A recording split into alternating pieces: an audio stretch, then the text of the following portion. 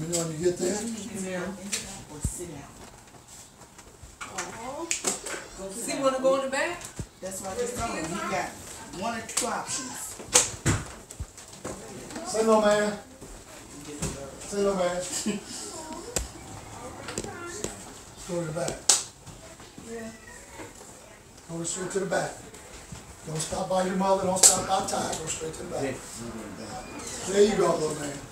Go straight to the back with the children. Good job. Good job. Good job. There you go. There you go. Let me know when you all get to Matthew chapter 5. Amen. Okay? Let's go to verse. My phone is up on my app. If someone, let's start reading it from verse 13 and let us know what version you're reading from. The Amplified. Amplified, okay? You are the salt of the earth, but if the salt has lost its taste, purpose, how can it be made salty? It is no longer good for anything but to be thrown out and walked on by people when the walkways are wet and slippery. You are the light of Christ to the world. A city set on a hill cannot be hidden, nor does anyone light it, but on a lampstand, and it gives light to all who are in the house. Let your light shine before men in such a way that they may see your good deeds and moral excellence, and recognize and honor and glorify your Father who is in heaven. Do not think that I came to do away with. No, just want to stop right. What is that, verse 16? Yeah. You just read. We're going to stop at 16 today. Okay? So here's what we want some things. Let's just go over some things that stand out. I don't want to tell you what they are. In verse 13, what stands out to you? Jesus is telling us who we are. What stands out? So, what our purpose is. Okay, our purpose. He said, what is our purpose? On what? The earth. Okay, what do you use salt for? To flavor. Okay.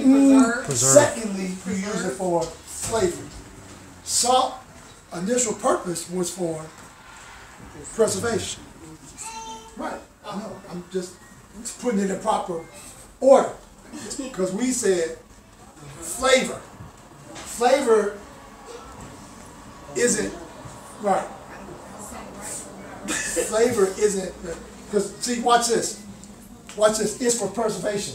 So you know when you anybody here ever got nauseated? You ever got nauseated? Oh yeah, I know what this is doing. Anybody ever got dizzy? Anybody ever got dehydrated because heat? Do you know what causes all three of those? Salt. The lack of salt. Oh really? Preserves your body. That's why one of the first things the doctors tell you to drink when you are off balance, nauseated, dehydrated is what? Gatorade. Right. And it's Gatorade first. The only thing Powerade is for those that have high blood pressure or sugar. Right? You got some sugar issue, and in high blood pressure there's a sugar matter. So if you have a sugar issue, they don't want you to drink Gatorade because it has sugar. Huh? It's not like proton. Yes, the same way. That's what makes your electrolytes balanced, is that protons and electrons. So when Jesus said that you are the salt of the earth, he is talking about both the planet and people. Planet and people. So you're supposed to be those, your purpose is to preserve the earth. And you preserve the earth and preserve the people in the earth by being a light to them. Y'all see that in here? Yeah. He said you're salt and light. So the light, what is light used for? To draw, to see, to get rid of darkness. What else did I say? To illuminate, to shine, to reflect, to warn, All of those are excellent. And so when you're called to be salt, you're called to do what with people? Preserve them, right? To bring what to their life? Balance to their life. And then you're supposed to do what? Put light on it. Now, why would you put light on something? Give life to it. Come on, what else? I'm not saying what does light do, but why would you put, we know we already did what light will do, but why would you put light on something? Keep life, to give it life. What else? So something can be seen. To nourish it, right? For growth. So you're the salt of the earth, and you're preserving the earth. You're preserving people. You're bringing balance to their life. But if you don't shine no light on what you're using to do that, who you're using to do that, how that is being done, they're going to think it's something else. I'm going to let this settle in for a moment because y'all all look at me like, just think about it for a moment. When you pray for people and they turn out well, do they say anything about God if they're a sinner? No. They say anything about Jesus? No. Are they going to come and pray God? Pray? No. Are they going to come to church with you? No. Are they going to support what you're doing? No. Why? Because we haven't shined any what? Light on how your life that was out of balance just got back in balance. You understand? When we're called to be salt and light, and therefore we have to operate in the both. The and. Conjunction, junction, what's your function? Come on. Hooking up words, phrases, and clauses, operating in the meaning of what they mean when you hook the two up. Right? So it's important that we understand this. And therefore, it goes on to say that we are like a city that is set on a... What is a city set on the hill like according to the Word of God? A city set on the hill is like a what? According to the Word of God. Look at verse 14. Light in the world that can't be hidden. That's right. It's like a light that cannot be hidden. He's saying here, don't hide your light while you're being the salt.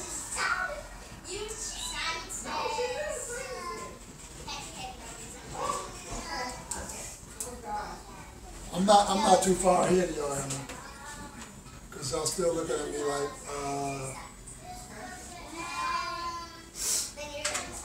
I guess you lost me.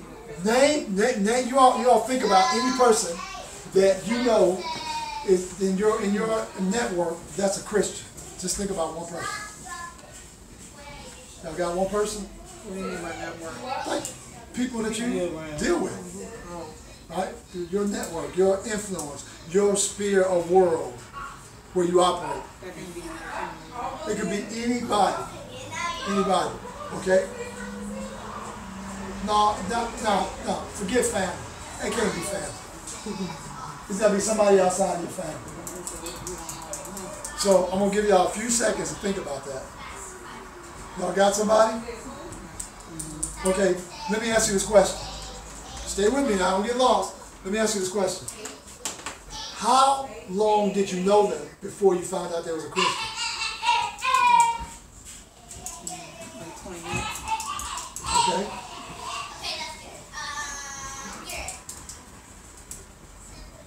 Okay, y'all struggling. An hour? Okay. Y'all struggling? Immediately? Okay.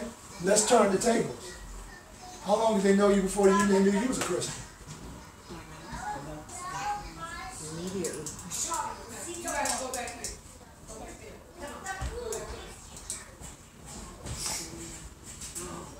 Okay, we got two people answering. So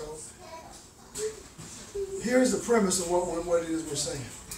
The premise is that we hide our light.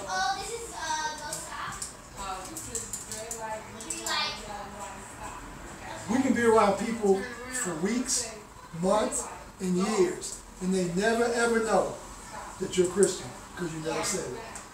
They may know you know the Bible. They may know you go to church. I didn't ask any of that. That they know that you've accepted Christ and you live your life according to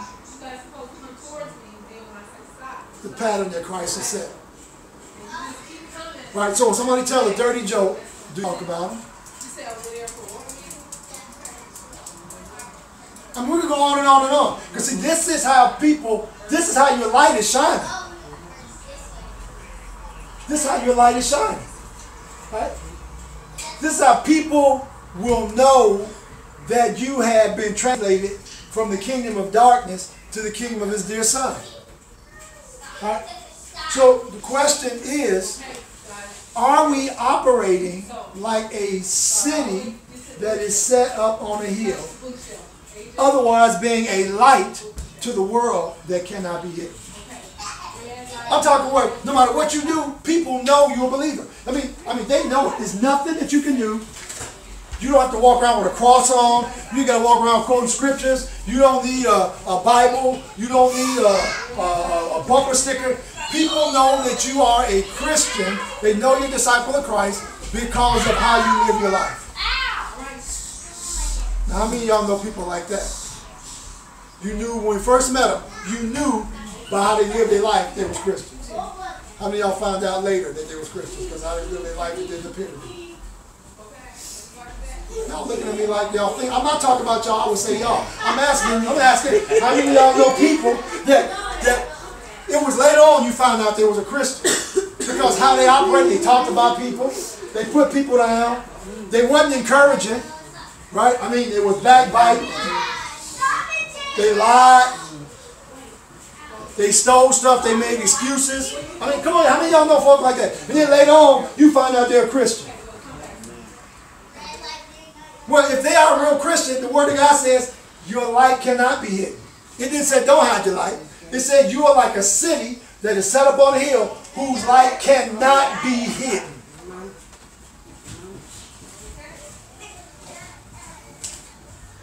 So we're called to the world. We're called to the world. We're called to the world to be their salt. We're called to the world to be their light. And it's supposed to be a salt that has not lost its savor, its flavor, its ability to preserve, its ability to balance, its ability to heal, its ability to improve. We're called to the world. Now, when we're around each other, of course we do that. Of course, we're going to be the light. We're going to be all, because it's easy. Because we're around other lights. But we're not called to each other. We're called to the world. Let me ask you a question. Let me ask you a question. Let me ask you a question. Let me ask you a question. Y'all ready? Listen to the question. Who does Jesus love most? Could you elaborate, Pastor? Nope. I'm just asking, who do you believe Jesus loves most? According to John. Go ahead. According to John, According to John, John said him, right?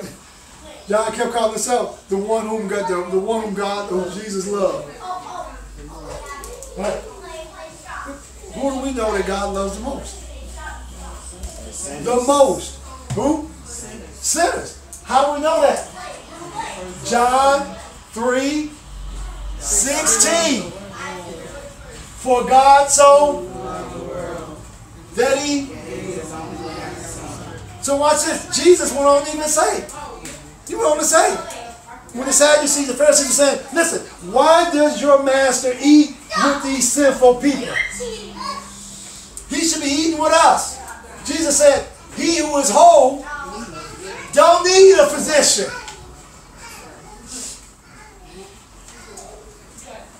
So he came to seek and save what? That which was lost. What was lost in the Garden of Eden? Everything. And everybody. And just think, it was only Adam and Eve, but in Adam and Eve, everything and everybody was lost. So because God loved the world, he sent his son where? Into the world to those whom he what? Loves. It's not about building his church. Let me make it clear. Please listen to me. We're not called to build the church. I'm talking both we, the ecclesia, nor a building. We're called to expand his kingdom by bringing other people whom he loves into his kingdom so they can become a part of the ecclesia of the church. Well, preacher, can you prove that? Yes. Jesus said, who do men say that I am? And some say, well, some say you're Elias. Some say you're this. He said, well, who do you say? Peter said, you are the Christ. You are the Son of the living God. What did Jesus say to Peter then? Flesh and blood. Flesh and blood has what? Not revealed that to you. Then he goes on to say, from this point on, you shall be called Peter, a piece of the rock. And upon what? Upon this what? Rock. Upon this what? Rock. He'll do what? Multiply. What did he say? Multiply. What did he say? He'll build his what? Church. Upon this what? He'll build his what? And what won't prevail? The gates of hell shall not prevail. He did not tell us to build his church. He said he would build his church. And when he builds his church, the gates of hell won't prevail.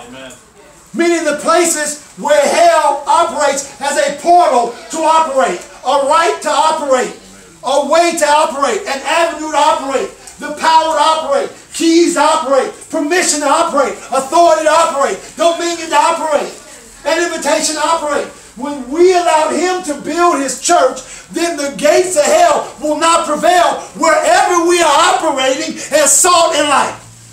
Hallelujah. Amen. Amen. That's the word. Don't get it twisted. There are many nations where the populations of Christians are greater than the population of Christians in America. Plenty. I'll give you Latin nations. The number of Christians surpasses the number of Christians in America. But the poverty in Latin America is 1,000,000 times worse than America. The crime is 1,000,000 times worse than America. Your average person in Latin America, especially Guatemala, they live off of $7,756 a year. A year. And that's if you're doing well. How can it be more Christians than America, but have more crime than America? How can it have more Christians than America, but have more poverty than America? How can it have more Christians than America, but have more lack than America?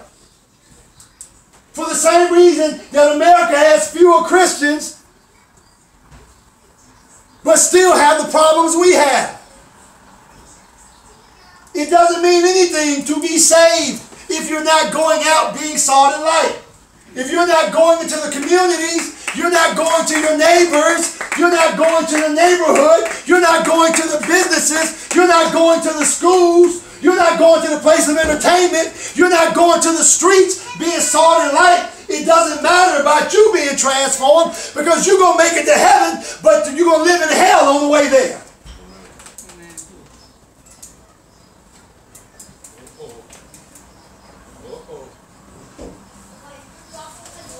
Things are supposed to change in your environment because where salt wasn't, you are salt and you come. What was dying and decaying is now preserved. Hallelujah. What was disgusting for you to deal with is now tasty and flavorful. Hallelujah. Praise God.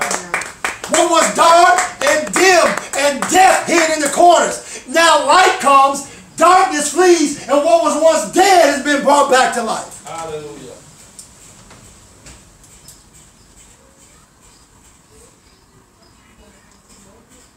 This is why when every place Jesus went, every place he went, somebody got healed. Amen. Every place he went, somebody got delivered. Every place he went, somebody prospered. Every place he went, marriages was healed, families were healed, communities were restored. Light came where darkness was. He dealt with injustices. Why? Because he was the salt of the earth and the light to the world. Hallelujah. Every place he went, transformation took place. Things could not stay the same because he showed up.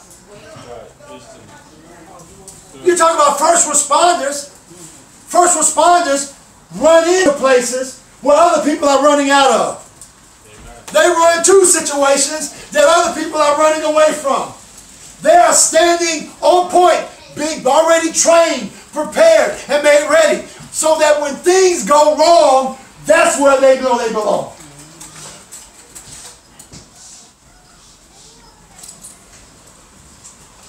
That's where transformation happens.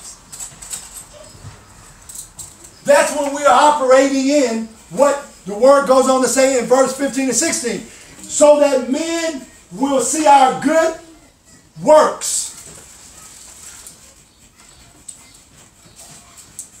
So that mankind can see your good works and do what? Give God honor. Glorify God. Why can they glorify God? Because they saw your good works. Why would they glorify God for seeing your good works? Because you brought light to the situation. Why did you bring light to the situation? Because you were salt in their life.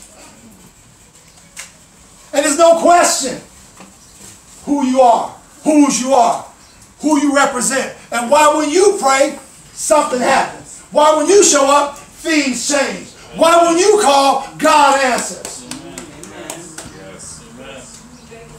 There will be no question. But it's a question if you're not functioning this way.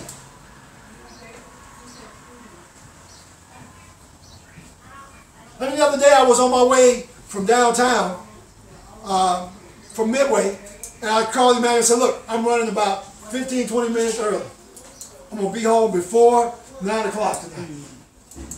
I said, at least I should be. He said, yeah, you should be. Yeah, that's why I see you early. Not only did my 20 minutes early get eaten up, another 10, 15 minutes got eaten up. On the highway. You know why? Because there were 2 accidents.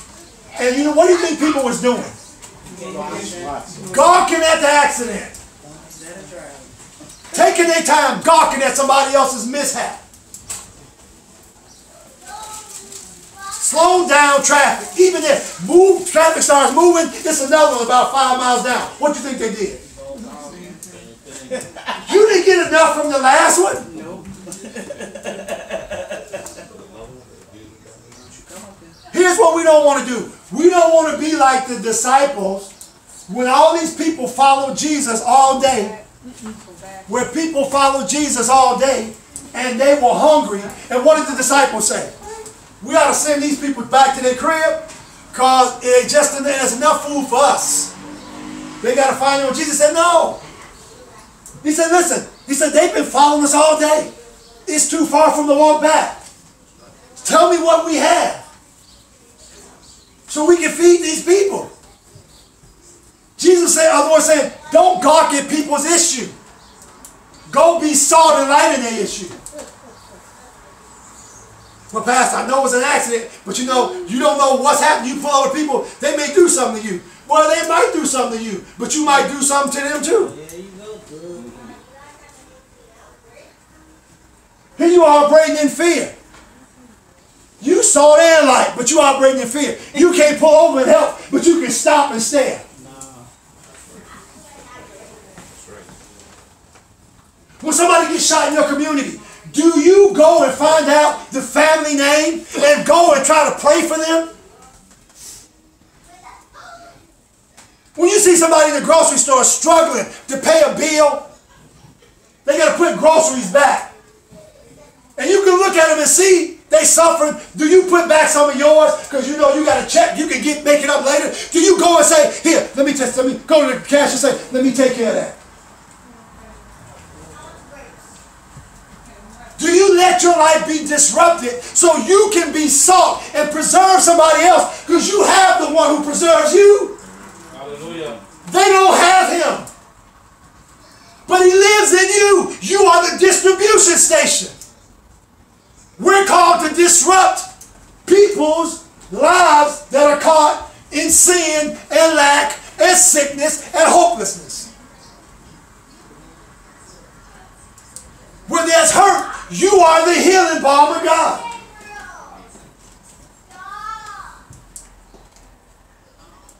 Where there's lack, you're God's provision.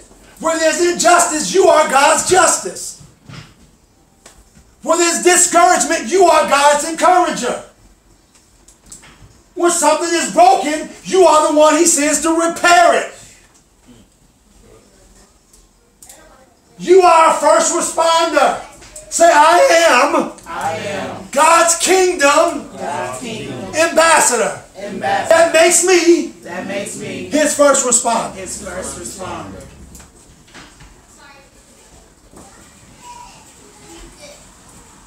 Can you imagine being caught in the building that's on fire and you see the fire truck coming down, and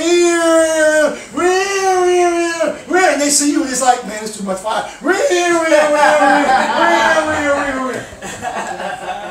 Wait, here's one even worse. Here's one even worse. This is what happened with that school. Was it in Texas in March and February where those kids got shot and the security guard and a police officer was standing outside watching.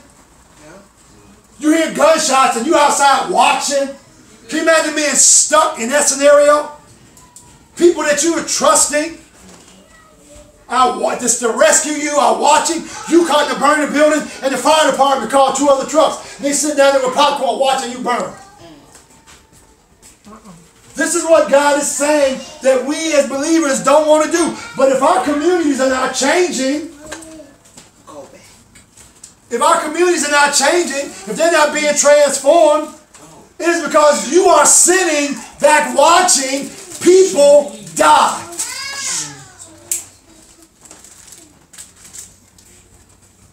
You're watching people die. Watching people die. I'm going to close here. This morning, we stopped at the gas station on the way here. I put the card in the gas station machine, gas pump, and it says insert again. Put it in and said reinsert. And then we said, okay, I do not have time for this. You must want me to go inside because everybody else's card is working. So I go inside. This girl is standing behind the counter. She says nothing. I says, good morning, how you doing? She said, oh, good morning. I said, let me get $15 worth of gas. Okay, I just want to make sure you want 10 or 15.